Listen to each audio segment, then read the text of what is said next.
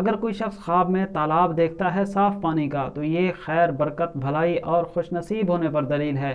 اگر کوئی شخص خواب میں تالاب یا جوہر گندے پانی کا دیکھتا ہے تو یہ بیمار ہونے، مصیبت میں پڑنے پر دلیل ہے۔ دوستو، اگر آپ نے اچھا خواب دیکھا، اللہ کا شکر ادا کریں۔ برا خواب دیکھا تو اللہ کے حضور توبہ، استغفار، صدقہ خیرات، دعاؤں کا اہتمام کیجیے۔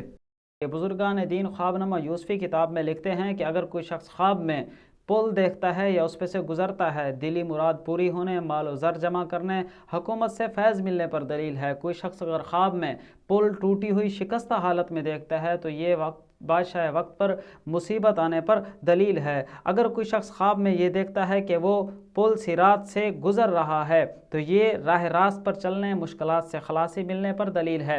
اگر کوئی شخص دیکھتا ہے کہ وہ پل بنا رہا ہے تو یہ اس بات پر دلیل ہے کہ اس کو اللہ راحت اور آرام دیں گے۔ کوئی اگر شخص پل صراط سے نیچے گرتا ہے، مصیبت اور بیماری میں پڑنے پر دلیل ہے۔